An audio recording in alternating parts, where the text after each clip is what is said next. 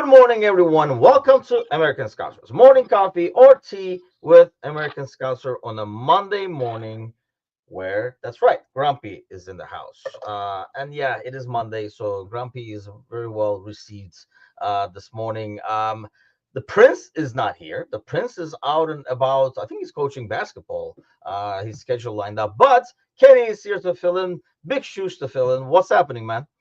Nothing much, nothing much. Just a long weekend of some good transfer news and some, crazy season that's fully upon us now. The window officially opened. So I've been, like I said, I last time I got the newborn baby, so I got plenty of spare time on my hand at night to read and research plenty of Liverpool stuff. So happy to talk about it rather than just talking to myself, aka the baby, all night. Yeah, there's a lot happening, and it's gonna be Fast and Furious probably the next. What is it, like 10 days or something like that? The window is Yeah, open, I I think. think I think maybe to like the I think it's 2 weeks from today. I think is what it is. Oh, The is it 16th. okay? So I know it's going to be. It's interesting because some teams like City and stuff like that, everybody's having to wrap up deals fast because they do want these players to go over there. I was thinking, like, if I'm a player though, I don't know if I want to drag out the contract so I can go on vacation instead of signing now, going to tournaments and basically having half a summer kind of thing. So it's going to actually, like, I understand why the clubs would be in a rush, but it'll Yeah. be interesting to see if the players are in a rush to say, oh, we got to get this deal done now, or I don't know. I would tell my agents to like take it easy, and then if it doesn't happen, it doesn't happen. We'll do it afterwards, kind of like an ordeal. But we'll go in chronological order. Okay. Obviously, after we were on Friday, we did talk about the possibility, and then it became a reality, and Frimpong became official. It was anything but basically official, so it's Yeah. done and dusted. Where do you see him? Because I've been like like getting watching a lot of content and stuff like that in terms of like theories on how it will be used. We Mhm. had theories of ours, like on the Monday night show and stuff. Especially we talked about in detail, like what we might use him as. We have no idea. How do you think we use him? I mean, frankly, I don't know.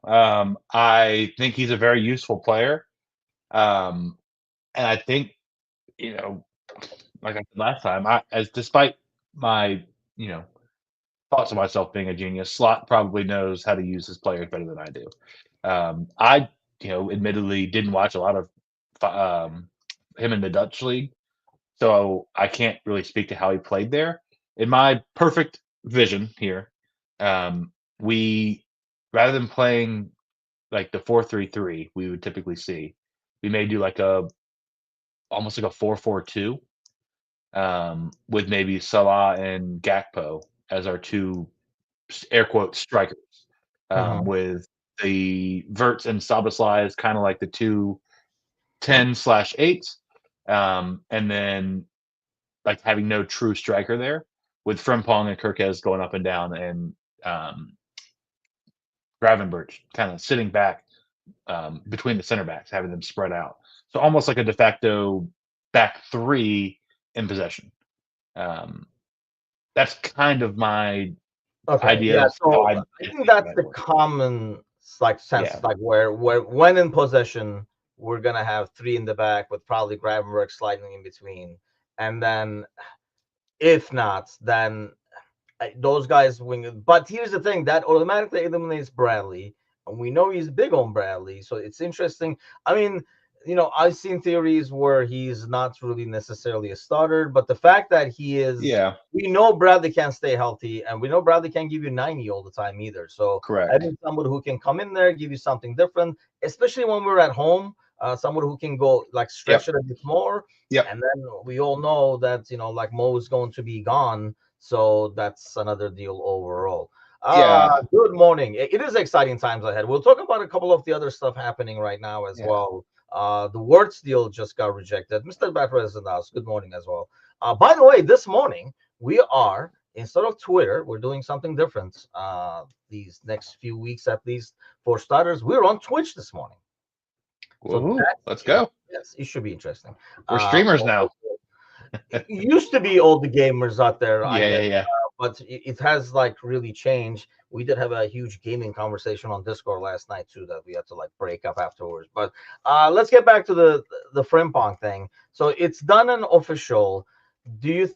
That's what I was going to ask. So based on your scenario, which what everybody is expecting, that makes Bradley still basically a backup. Yes, I can see it.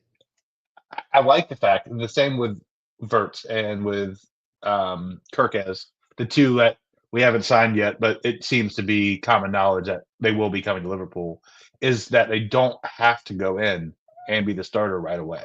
We can ease them in.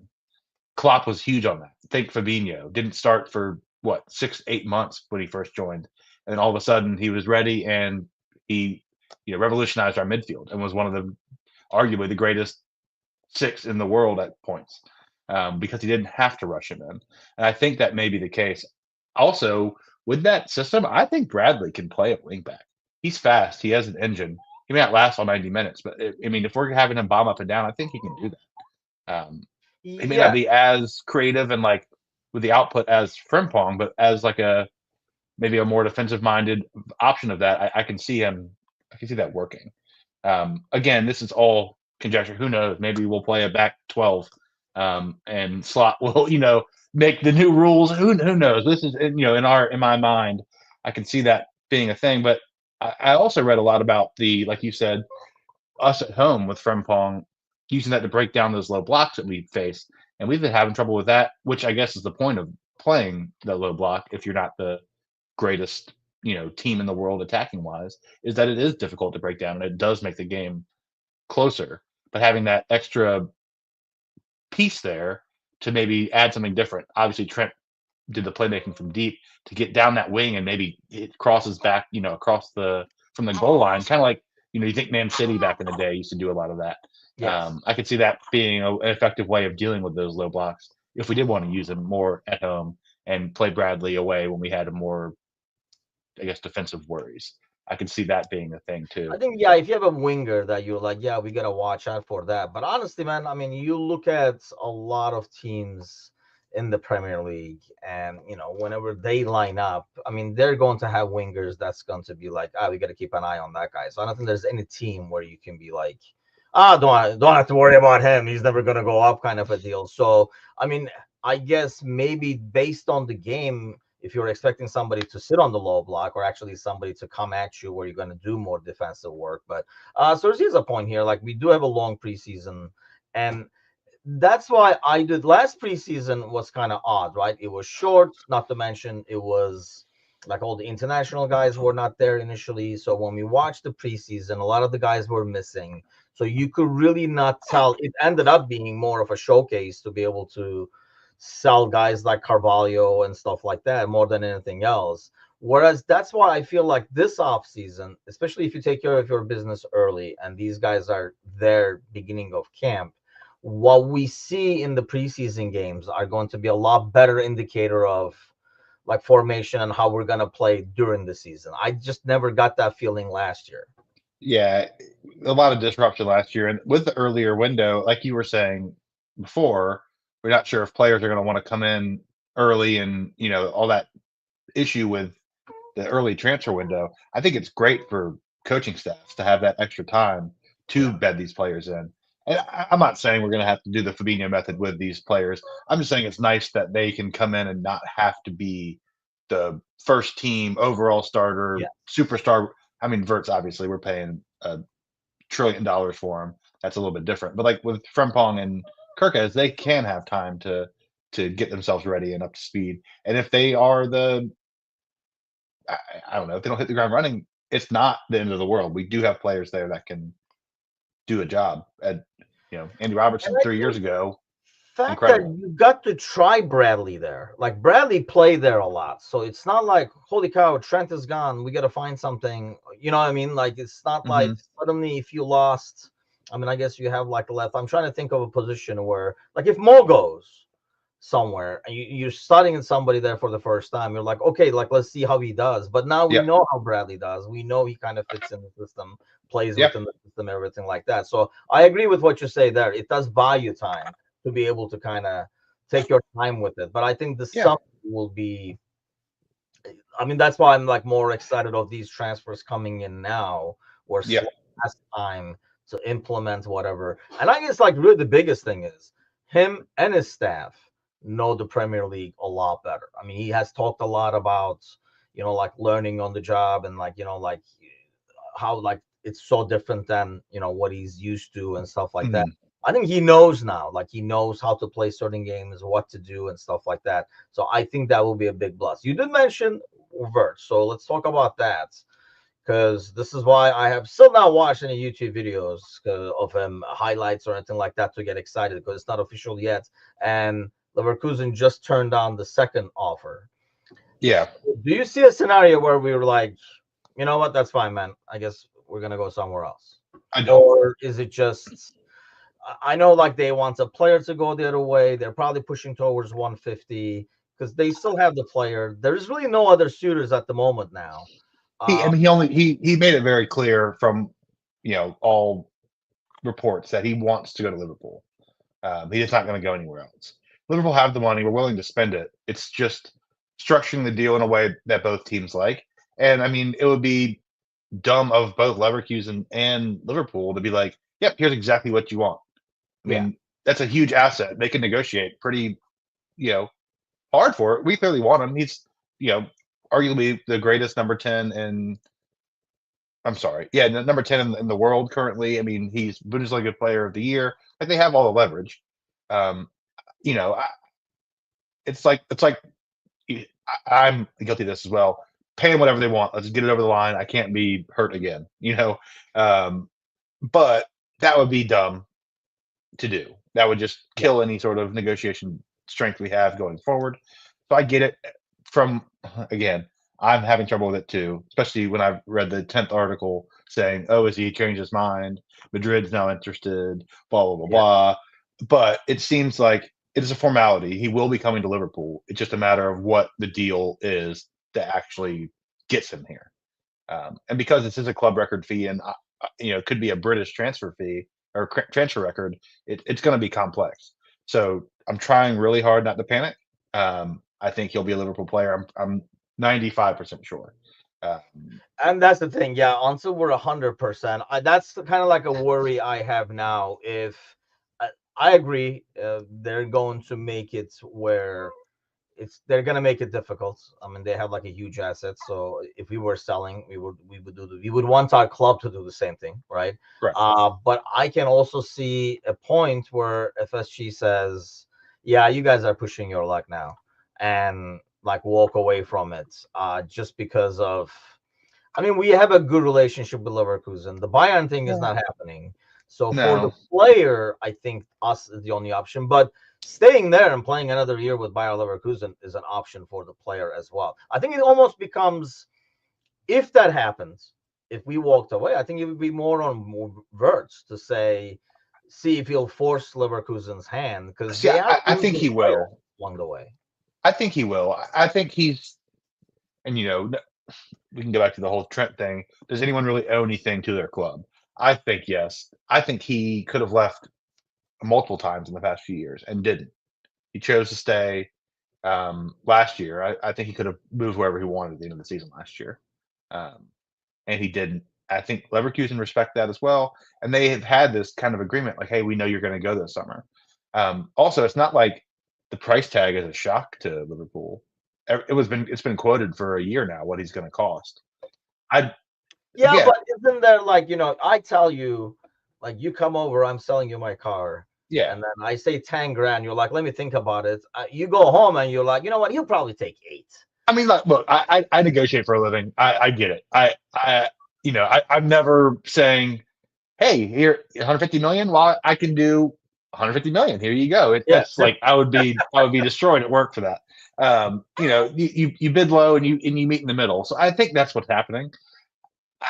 Again, it is scary to know that we've lost players in the past in the middle of negotiations. I just think that this one, it seems like he himself has picked Liverpool. Like last year, we bid on Caicedo, Yeah. and he'd never given us his word. He never said he wanted to come. It was like, here's the money, but we never agree with the player. Whereas with Kerkez and Wirtz, the player wants to come to Liverpool, so we have more leverage there as well. So I think it will get done. Apparently, they want Harvey Elliott and or Kwanzaa. Yeah. I would be super open to Harvey Elliott going the other way. I love Harvey Elliott. I do not think he's certainly good enough. I do not think he's physically capable enough to play for Liverpool. Yeah, I mean, I think like it's a dude that's hard not to like, but I you love him. know, He loves when the you club. have when he's already He just struggling to doesn't get have it. minutes, and you're adding Wirtz to that, he's not going to get minutes. He needs to be moved on, unfortunately. And I love the player. He's fun to watch. He's great. He'd be a great player for a mid-table Premier League team. He'd be great in Germany, great in Spain. He's just not physically capable enough to go up against the top midfields. You saw it in the last couple of games of the season this year. He has all the technical ability in the world, but he is bullied physically. He's short. He's not very fast. He just can't physically keep up with the top end Premier League midfielders, despite being technically as good, if not better, than most of them. He's got a great left foot. He's got an eye for a pass. He can dribble well. He played as a winger growing up, but he's not fast enough to do that now. Yeah. I feel like he has a weird spot. And if he was like, honestly, he kind of reminds me of Trent. Trent isn't physically dominating anybody, but he's just that much better where he can kind of find himself a position and play those balls, whereas Harvey Elliott doesn't quite have a position where he can express himself, or maybe he's not quite as technically gifted as Trent, where the physical Well, limitations he's are definitely holding him not as back. technically gifted as Trent, Well, but most people aren't. one thing I want to see is like how he will do. I think like the strength of Elliot is knowing the system, understanding how we play, and he's a smart player, and he can come in and do, even if it is limited time, he can give you like what needs to get done kind of a deal. I Yeah, want to see what happens when he goes to a different club in a different system, and does he adjust? More than Trent reminds me of a Carvalho, except his attitude is 10 times better in yeah, terms of like not really having a position, not being able to be fast enough to play on the wing, a bit undersized for the middle probably, and not a lot of teams play with players in that role. Especially, I think when you go to like if you're gonna have a guy who's an attacking midfielder, unless you're like a dominant team who has the ball all the time, you need that guy to help defensively.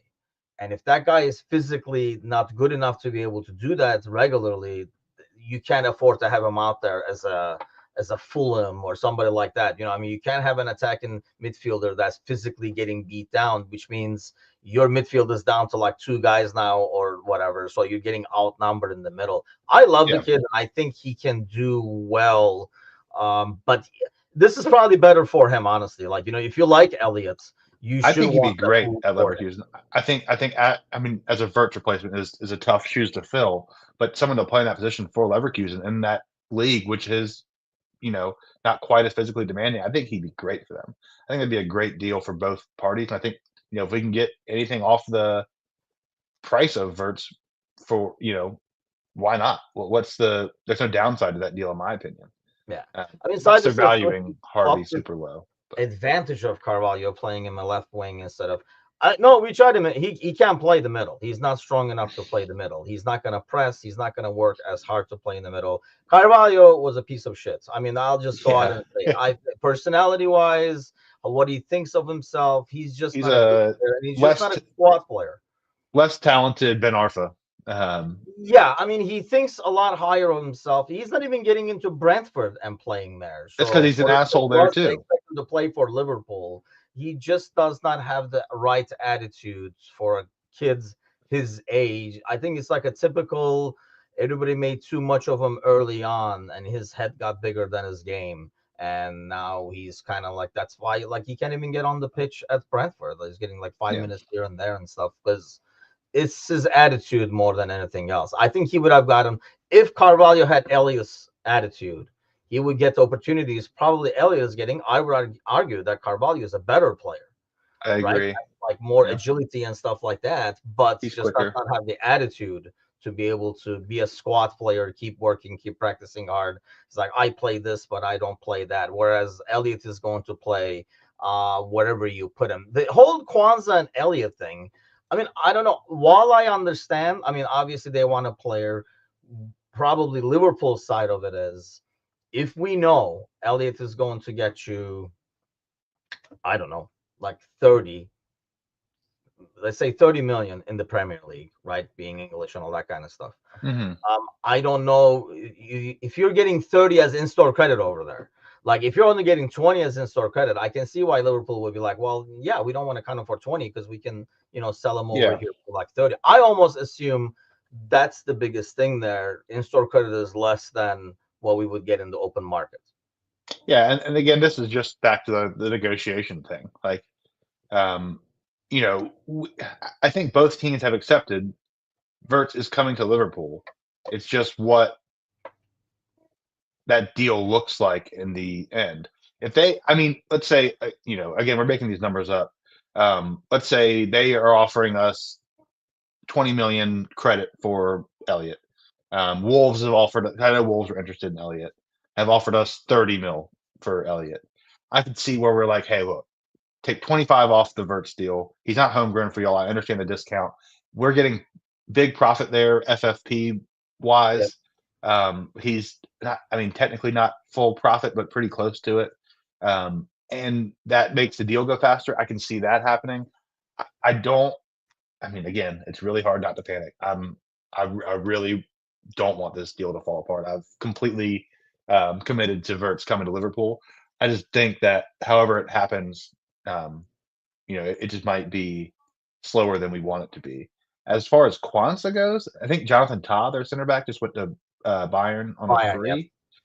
Yep. I would much rather lose Harvey than Kwanzaa. We have people to fill that role, and Harvey didn't get the minutes. Kwanzaa didn't get a ton of minutes this year, but I mean, Konate doesn't stay healthy often.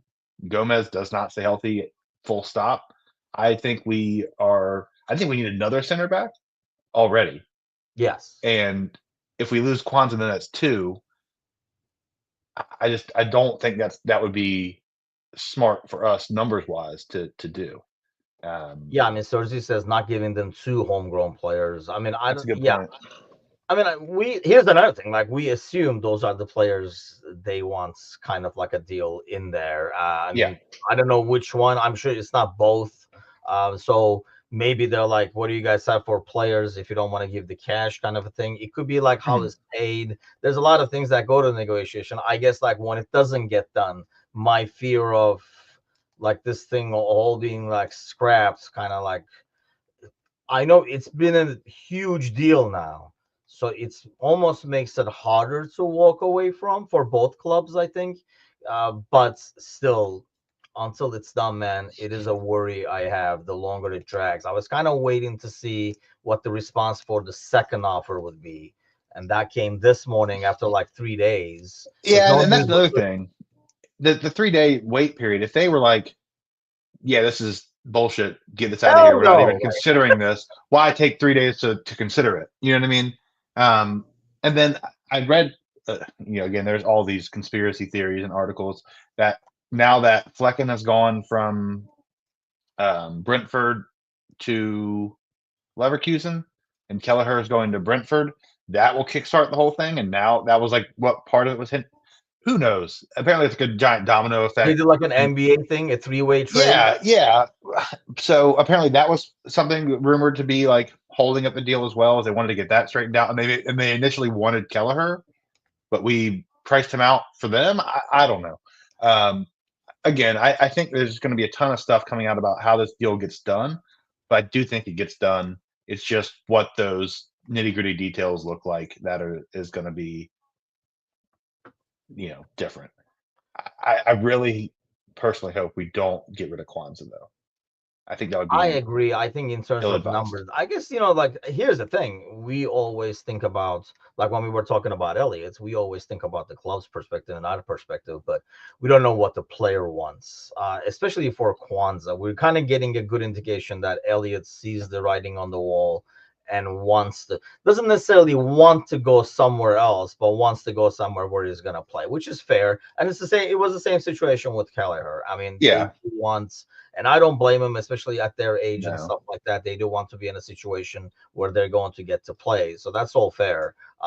But like Elliot's like one of like social media posts and stuff like that pretty much says he's on the way out as well, similar to the ones coming from like Diaz's camp. I was gonna say it'd be a good transition in the Diaz discussion if we wanted to go there. Yeah, I mean, him first posting that, and that looked like that. Then there's the one from girlfriend / wife. I don't know which one it is. Yeah, his family's a pain in the ass, aren't they? Who? Diaz's family is a pain in the ass. His dad, sucking up to Barcelona all those years. Obviously, upset. Sorry about the crisis they went through last year, but he's been begging Barcelona to come take Diaz for years. His wife's posting goodbye.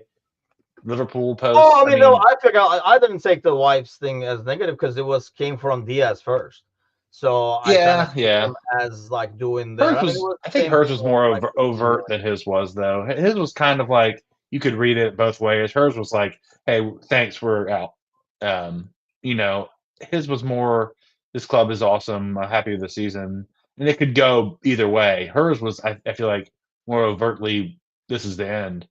But yeah, I don't know. I mean, when you read Diaz, I get the same sense. I mean, it's just not written the same way, I guess. But you don't suddenly come out of say, I was thinking this place is great, kind of a thing. I mean, it's kind of like they both felt like a goodbye. Will Bayer have any players left soon? God knows. That's another thing. I mean, they don't necessarily have to sell. They have the guy. They already lost one player, so they're going to be losing. They already lost their manager, so they're going to be going through. But knowing them, and they do smart business as well. I mean, if they get 150, 200 total from these two players, they're going to spend it wisely and be able to kind of rebuild. Obviously, you can't just find another Wirtz or something like that. It's not that easy. The players they are losing are like world-class players. But yeah, the Diaz thing, actually, let me look it up over here. There is a poll on our YouTube page right now that we started yesterday. And let me give you guys the latest on it, because I think, to be fair, the poll did have the price in there for the 72. So let me share that to the screen now, because it's kind of going the way I expected it for the most part, to be honest with you.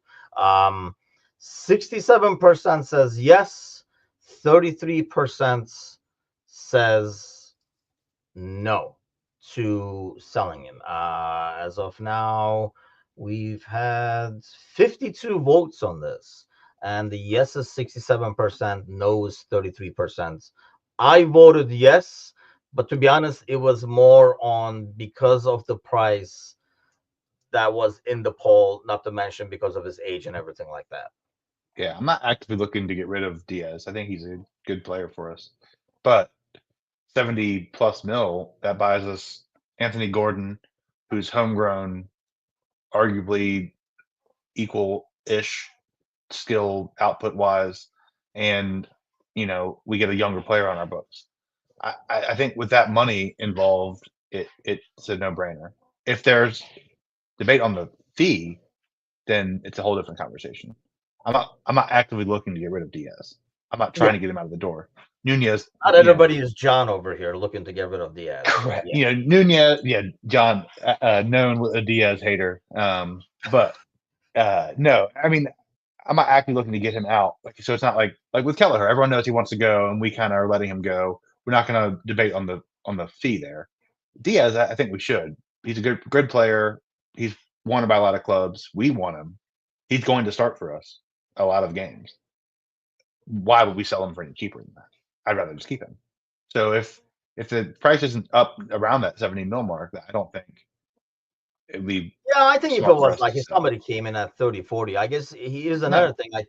From what I recall, and Anand was talking, and obviously he's like more in tune with the the press over there, because you can understand what they're saying because you can't speak Arabic. But in terms of like trying to get guys for the tournament, I don't know why any player would rush to that. To be honest with you, because especially guys millions and millions of dollars. That's probably why. What was that? Millions and millions of dollars. Yeah, but you're gonna get millions of dollars anyway. You know what I mean? Yeah. Like they're not gonna be like, oh, Diaz mid-June. No, like they're still going to, you're still going to go there. I just don't know why, unless you're like, oh yeah, a week vacation is enough, because these guys already, like started their time off and stuff like that. So, and I would understand why he would want to go there, because maybe he sees that, with all the extensions Barcelona did and the ones that they have to do, why he would. I think he sees the writing on the wall that the Barcelona thing that you were talking about earlier, with that, that ideally the dad wanted this, that is not happening. Might as well go over there and get the generational wealth that's Saudi Arabian league. Correct. And then, with the Club World Cup, Saudi are fighting so hard to be seen as competitive in the European market, which is wild being up there anyway. But I think that if it was for this Club World Cup, they'd be willing to pay more, and that would be again a reason to if it's, hey, we want him, Trent 10 million just for So they were like, hey, we'll give you 65 in August or 75 now. I mean, I feel like it's hard but to say that no doesn't to that. affect Diaz. It would if he wants to go to one of the Club World Cup teams in Saudi, they would want him before that deadline as well. But no, the amounts that they pay affects Liverpool, not necessarily Diaz. I know, but I'm saying Liverpool's like, no, we're not selling them to you, or let's debate this price more. They want him in before that certain period. They'll sweeten the pot to get him in. That's what kind of my thought process is, and that's to. Who knows if that's actually happening? I don't know the Saudi teams well enough to tell you which ones are in for him, if they're in the Club World Cup or not. I would imagine so, but I think the ones that are is Al Nasir and I think Al Hilal, and one of them is going after. I might be wrong on the Al Hilal one. I'm pretty sure Al Nasir is in Nasir, one of them. But I know one of them is going for Nunez and stuff like that. That's why these next 10 days can be very, very hectic. And it might almost be to the point where you're like, okay, these guys are gone now. This is how much money we have. And this is what we're going to do, kind of thing. So it might actually be better in that sense. But Kevin says, to be honest, I'd rather see as many world-class players as possible in the Premier League, because I watch it way more. I mean, is it being selfish? Not really. I think it does. You are watching the best of the best. I mean, I don't know how much Major League Soccer you watch, for example, but when you're used to watching a certain level, even when I watch the Turkish league, obviously, which I would definitely put way above the Major League Soccer in terms of level of play and quality of players and everything. And I think you can kind of see the difference and be like, holy cow, you just watch. You gotta watch the other leagues, Kevin, to kind of, I feel appreciate the Premier League. I think growing up, Serie A was the one that everybody would go to, and you would watch that, and all the best players were going there and stuff. I think when you watch another league, you get to appreciate the Premier League one a lot more, just because of the overall quality of play that really jumps at you. I think that's the difference. Is the okay teams in the Premier League would be highly competitive in any other league, whereas and win most of them probably. Exactly. Yeah, a lot of the other leagues are very top heavy, but their best teams are really good. Like PSG, incredible, so good at the Champions League final, by the way. Yeah. But I mean, the other French teams are okay. They're fine. Spain, the same thing. Once you get past the big three, I mean, Betsy's got smoked by Chelsea, who are okay. A young up-and-coming team. What is it, 15th and 16th teams basically played the Europa final. So the levels, I think the difference, that's what Slot was talking about, is even your lower level or mid-table teams have some ridiculous players that can impact a game, whereas you don't really get that in most other leagues. Yeah. I guess the only difference would be the teams coming up, they're struggling to keep up. with the teams that have been established in the Premier League. I think that gap is growing as well. I am worried that it's going to be where it's always 3 up, 3 down because the Premier League has so much like money and pull that teams are already established here can build their team over the course of that time, and the teams coming up just cannot compete unless there's a collapse. Like you have to catch like lightning in a bottle, I think, for somebody to kind of like stick it out. Like you have to be really smart and a little bit lucky. Like you got to bring in a couple of guys from other leagues that didn't cost you much, and they suddenly become the guy. Could be great, and then do end up being great. Yeah. I could see Leeds staying up this year, but it would mean that another team collapsed. Wolves and Everton, Brentford. But I mean, honestly, man, like you look at United and Tottenham and stuff. That's as good of a collapse as you can get. Exactly. Are so low. I would love to see United relegated. It's just not going to happen. No. You know what I mean? But that's because of the other three, though. Like, if you had other teams or you never know, they would have been in that conversation this year. Whereas, but the bottom three is so way off, you're not going to have that. Want to hear my clipped up moment shout for who might get relegated this year, by the way? Sure. It's going to get me in trouble, and I'm sure everyone's going to be mad about this. Brentford. I know Glenn is going to be mad about it tomorrow. So I love Brentford. Thomas Frank rumored to go to Tottenham. They sacked Ange. Thomas Frank's a big part of that Brentford plan. If they lose Mbuemo and Vissa and Thomas Frank, that could be a nightmare for them. I'm not saying it will happen. They have Carvalho. No. Yeah. Now that Kelleher is there. But no, I mean, if they lose those three, I could see that being a big problem for them. Why would a manager want to go to Tottenham? Discuss. Like, why would Thomas Frank be like, yeah, that's a lot better situation. Let me go there. The Saudi argument. Here's a lot more money. But a guy like Thomas Frank can wait another year or so and go to a club that doesn't change managers like underwear. See, I think Thomas Frank is almost hindered by his like mid-table club thing, where like he might need that in between Tottenham to get that top level job.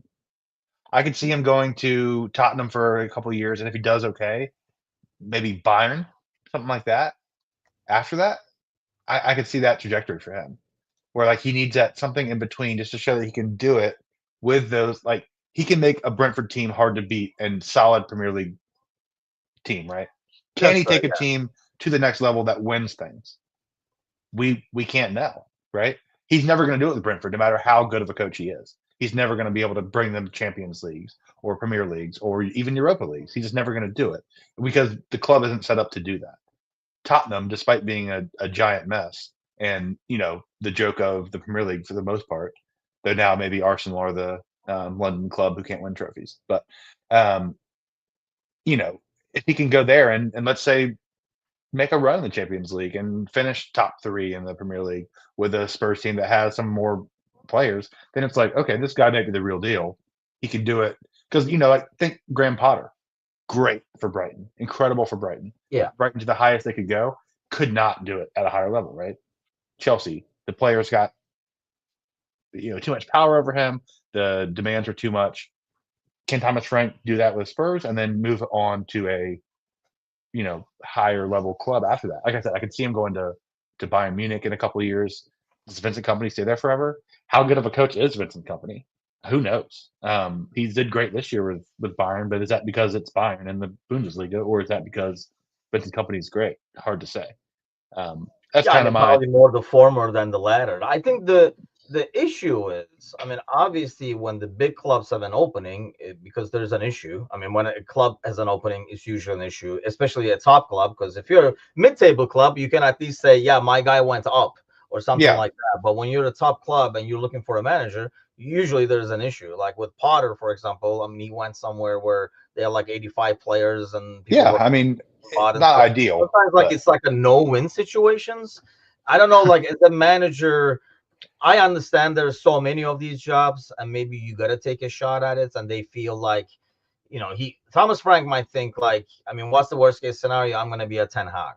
Like I'm gonna go there and not make it, but then go to another club because I I mean, proved yeah, Ten myself. Hag just got the Leverkusen job, so Yeah. I So I mean, mean, he might say, I can do that if this doesn't pan out, because I think some clubs have like the reputation for chewing and spitting out managers. I So think what Tottenham would you be a do free hit. there does not affect your resume because Exactly. Yeah. nobody So has done it there. it's like a free hit for him. Yes. It's like Yeah. go to Tottenham. If you fail, who cares? It's Tottenham. You're meant to fail.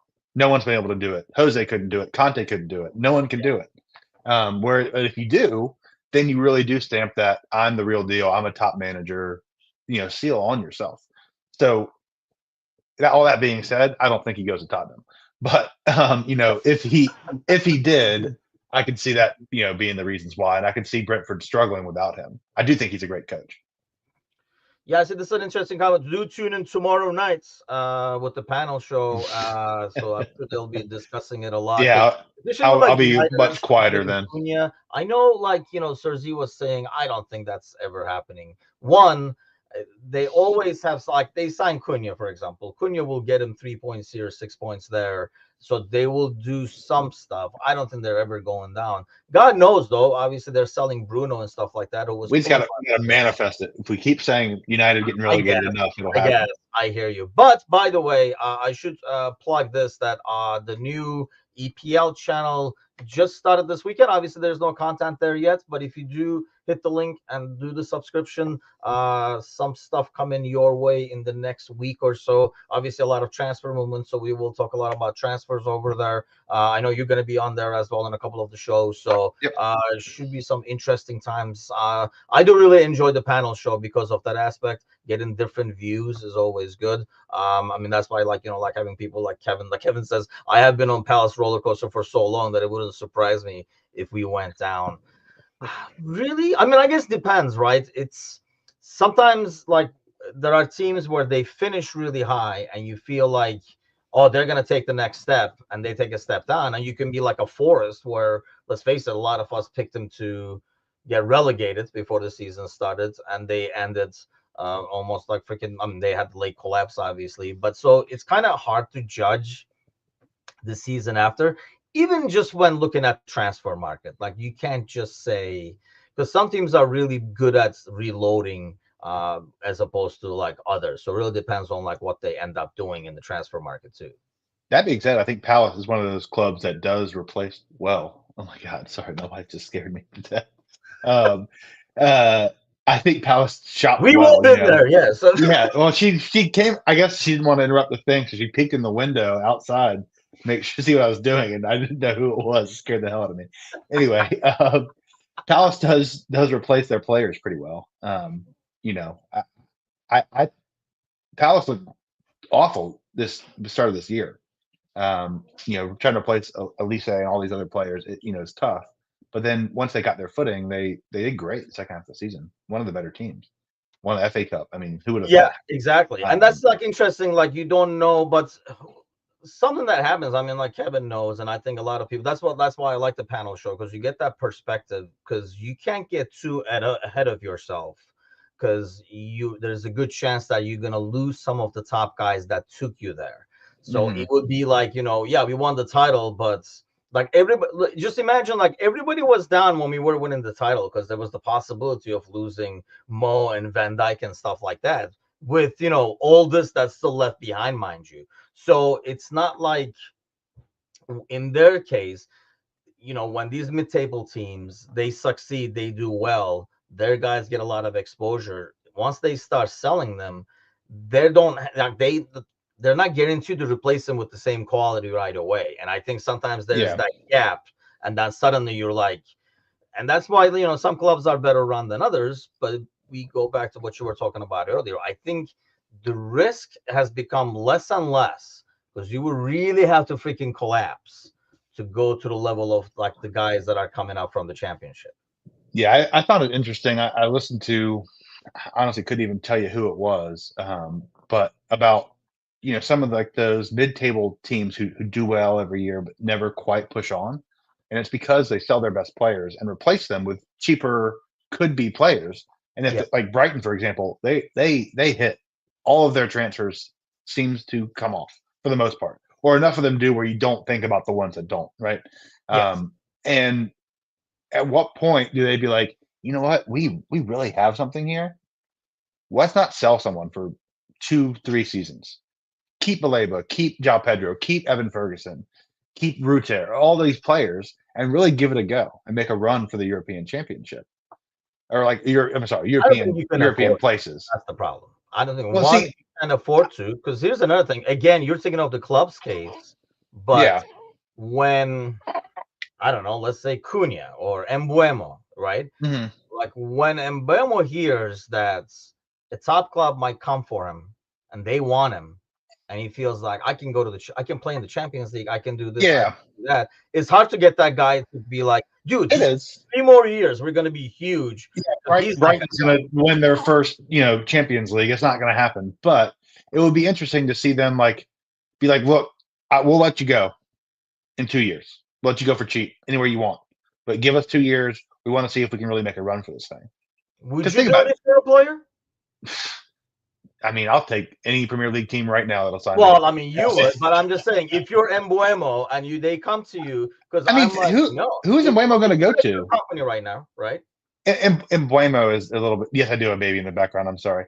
I saw it on the YouTube chat. I do have a baby. I It's the wife. apologize. Like, Yeah, she's too busy messing me outside to take the no. no, okay, like this scenario where like you're working right now, right? Yeah. You have a job. Somebody comes over and says, dude, yeah, we're gonna make you like I have a new company. You're gonna be the CEO. You're gonna get like $500,000 a year and stuff like that. You're like, okay, I want to go there. But then your company says, dude, hang in there for 3 years. We're going to be just as big. You're going to move up over. You're like, you know what? That's there now, man. I got to go. No, I get it. I do. It's hard to say no, but in this Brighton scenario I've painted in my mind, right? Picture the midfield of Baleba, McAllister, and Caicedo. That's an incredible midfield. If they Oh, kept yeah. him around for 1 more year, 2 more years. But again, you're right. I mean, it's hard to be like, hey, McAllister, I know you want to go to Liverpool and win the Premier League next year, but we could possibly come top 5 in 3 years if you stick around. Tough sell. But in theory, I could see them being like, hey, guys, sorry, too bad. You're going to have to stay 1 more year. We'll sell you for whatever you want at the end of the year. You're going to have to do 1 more year. Especially like some of these younger players. McAllister's old enough where I feel like they lose the leverage, like not the leverage, but he's like, no, I'm just not going to do it. I'm a World Cup winner. Get me out. Yeah. Which they did, and in their defense. But maybe like I feel like if they could sneak Europa League, they could sell that dream for maybe like have everyone stick around for 1 more year, maybe. That'd be the only team I could think of that has like Yeah, I mean, the I guess, like I say, replacement I value. just don't see players buying into that. Just because, I mean, especially in this game, man, I don't blame players when they say, No.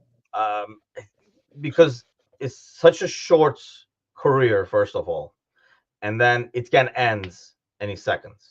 So you go in for one ball really hard and do something, and you're out for like 6 months, and you might Yep. never see that again. So if somebody is out there giving me that opportunity now and giving me the money now, I can see why they will be tempted. Very few are going to say, you know what, I'll take my chances and wait and stuff like Yeah. that. No, I mean, Real I quick fully agree. before we wrap up over here, if you're on our Discord channel, there was like way too much talk about. We've never talked about a backup goalkeeper ever in our lives, probably. But Kelleher, the Brentford deals. What do you make of it? Sounds Good. fair. Not Good. enough. I would like to get maybe 25 for him. I mean, but it's again, I mentioned earlier, as far as like we can't really negotiate that one on the strength of or from like a place of power. It's the most well-known secret that he wants to go. We want him to go. He's done his time. We're going to sell him. I think Brentford's a good place for him.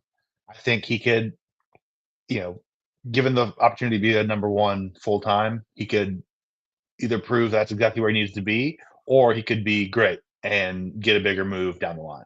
I could see either one of those things happening. It's hard to tell, when you're sporadically in and out Yeah. of the Liverpool side, and you don't get a good season long or something run of games to really judge.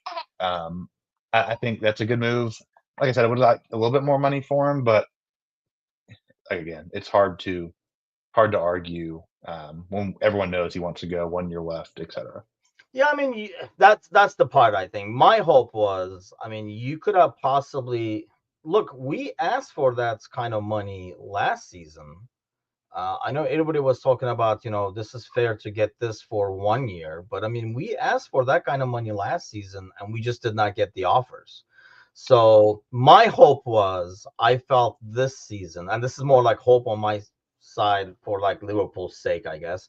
He had a longer run of games in the Premier League because of Ali's injury. Yeah.